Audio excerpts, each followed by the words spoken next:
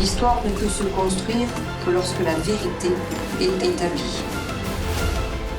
Une armée d'emploi cohérente, moderne, présente dans tous les champs, tous les espaces. L'allumage de la flamme eut lieu le 11 novembre 1923, 5 ans après un autre 11 novembre, dans lequel il trouve sa source. Toute la famille du Pacifique qui va s'interroger, travailler, se prononcer sur au moins 3 grands enjeux. Chaque 5 décembre, la République rend hommage à tous ceux qui sont morts pour la France pendant la guerre d'Algérie et les combats de Tunisie et du Maroc.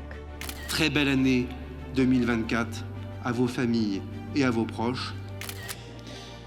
Je suis là aujourd'hui, avant toute chose, pour saluer votre engagement et son caractère singulier.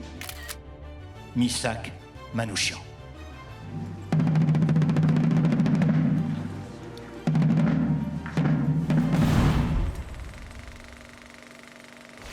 Comment et avec quels moyens fait-on la guerre en ville ? On le voit dans les yeux de tous ceux qui passent déjà sur ce chantier, que c'est des œuvres époustouflantes. C'est une histoire qui finit bien. Le récit d'une opération qui a permis d'évacuer d'un pays plongé dans le chaos.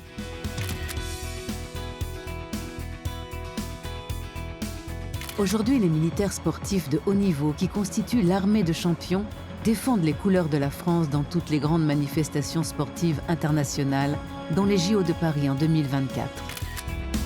Le 24 février 2022, la Russie lance ce qu'elle appelle une opération militaire spéciale. Dans quelques heures, je ne serai plus de ce monde. Nous allons être fusillés cet après-midi à 15h. Cela m'arrive comme un accident dans ma vie. Je n'y crois pas, mais pourtant, je sais que je ne te verrai plus jamais. Au fur et à mesure du temps, en fait, toutes nos possibilités d'accueillir des gens tout autour de l'aéroport, elles se ferment parce qu'il y a trop de pression, on ne peut plus maintenir le dispositif.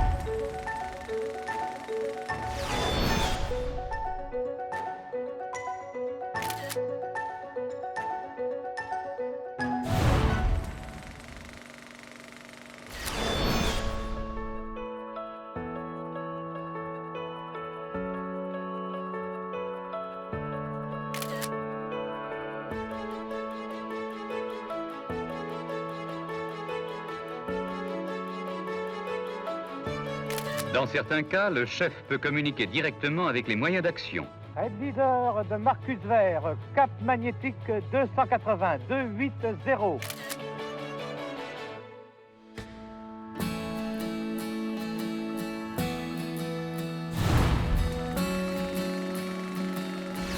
Donc ces archives ont une histoire extrêmement complexe.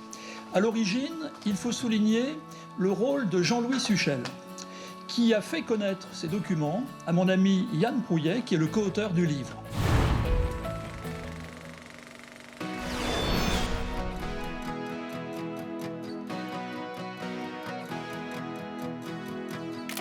Je dis que sans la résistance française, les démocraties ne pourraient pas gagner la guerre.